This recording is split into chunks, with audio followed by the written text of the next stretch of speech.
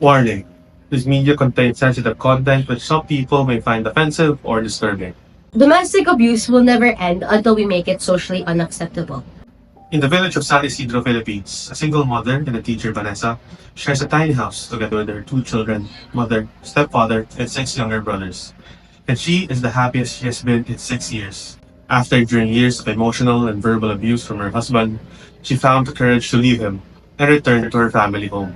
Her mother encouraged her to accept that she was facing verbal, psychological, and financial abuse. Educating a woman about her rights is very important. In my case, I would not have stayed that long if I knew my rights from the very start, says Vanessa. 3 out of 10 Filipino men have experienced some form of domestic violence from their wives. 1 out of 5 Filipino women have been abused by their partner. 6 out of 10 Filipino children have experienced violent discipline. Domestic violence is real and has happened to not just a few people in the Philippines. With that, this project seeks to spread awareness and information on this pressing issue which affects many families. But wait, what exactly is domestic violence? As some of you may already know, domestic violence or abuse are acts that are committed by a person against his or her past or current partner, romantic or sexual, someone they have a child with, or against the child him or herself. To elaborate, domestic violence does not need to happen within a house, as long as it causes physical, sexual, psychological harm or suffering or economic abuse to the victims mentioned earlier.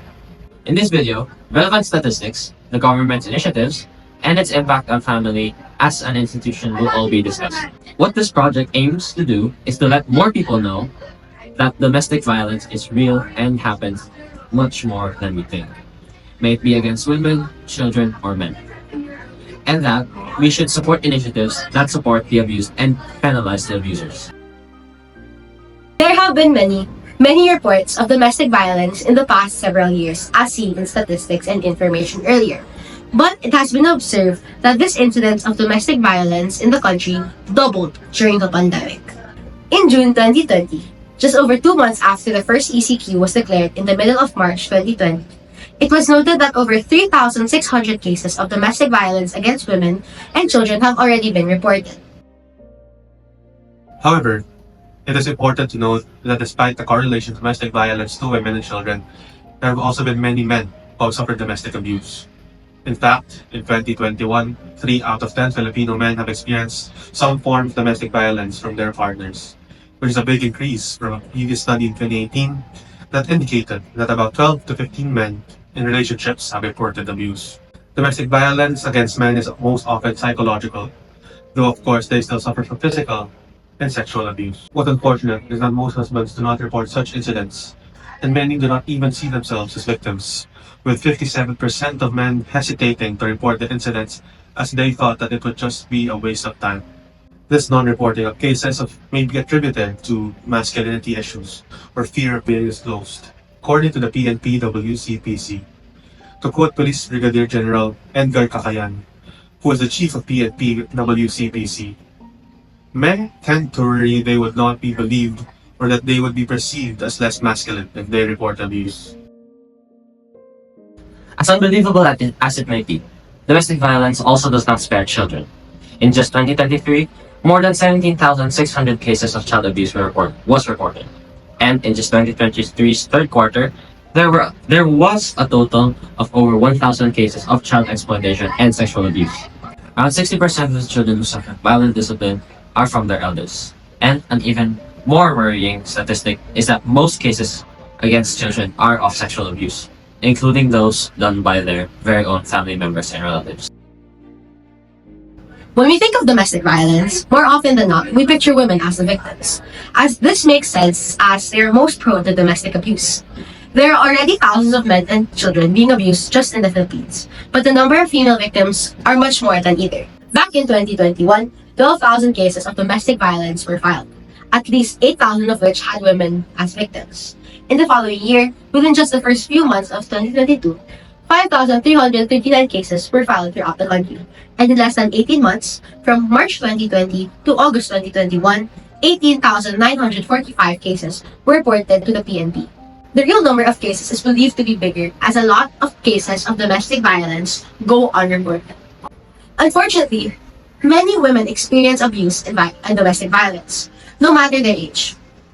In 2017, even before the pandemic, over one-fourth of Filipino women aged 15 to 49 were reported to have experienced some form of physical, sexual, or emotional abuse. Additionally, it has been said that poverty increases the risk of facing gender-based violence, which is concerning especially with how over 16 million Filipino women were deemed to be economically insecure even before the pandemic. But enough of all the worrying statistics. Let's talk about what our government has done to help the victim survivors and what they have done to combat domestic violence.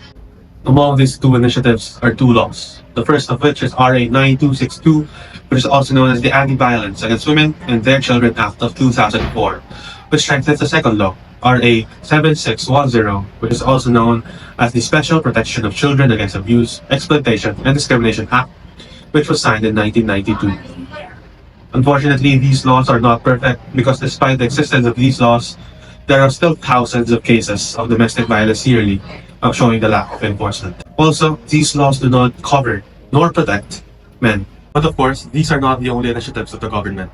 The Department of Social Welfare and Development, or DSWD, has also promised to continuously put into action protective programs and services for victim survivors of violence against women and children, such as psychosocial care and counseling, provision of professional health services, medico-legal examination referrals, and provision of mechanisms for protection from abuse and exploitation, among others. Among these initiatives are support services for victims of domestic violence.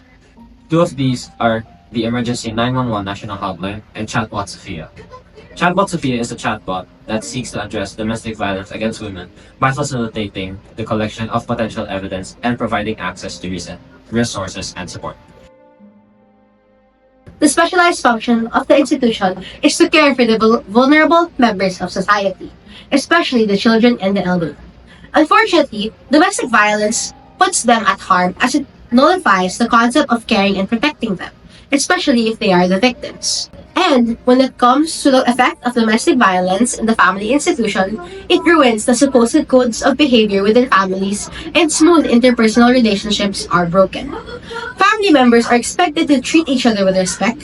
Family members are expected to know proper morality, what is right and what is wrong. While domestic violence mostly happens in the family, it can also happen and have a negative effect in other institutions in society. First, the educational institution. Domestic violence can impact a child's development and behavior, especially in regards to the child's socialization in other places in society, and how these behaviors will carry on to their adulthood. Second, the economic institution.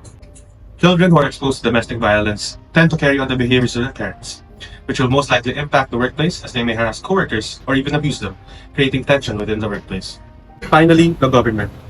Like what was stated earlier, the government has imposed laws and solutions like RA 9262 and RA 7610, support systems, collaborations with the United Nations Population Fund, DSWD programs, among others.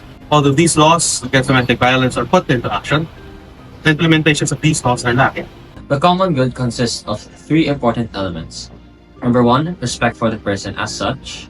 Number two, social well-being. And number three, peace, the stability and security of a just order. Domestic violence affects the common good negatively and inhibits certain abilities and rights of a human person. Domestic violence takes away many aspects that a person needs to live a proper life. Abuse can hold back a person's ability to socialize and participate in economic, such as the workplace, and political activities, hinders individuals to pursue and achieve fulfillment or profession, and creates barriers that make victim survivors marginalized. To recap, domestic violence is a real phenomenon here in the Philippines. Despite family being an especially important part of every Filipino's life, and its role to care for its members, especially the young, the old, and the vulnerable, domestic violence does the very opposite of that. Besides the family, other institutions are also affected. Fortunately, the government has done many things to help with this problem, such as through laws, programs, and collaboration. However, unfortunately, these have not been enough to properly address the issue, especially with the laws lacking implementation. Due to the very nature and effects of domestic violence, it creates a negative impact on the common good and restricts certain abilities and rights of a human person. So, as Filipino students na namumulat about domestic violence, we hope that this project was able to reach those that it should reach.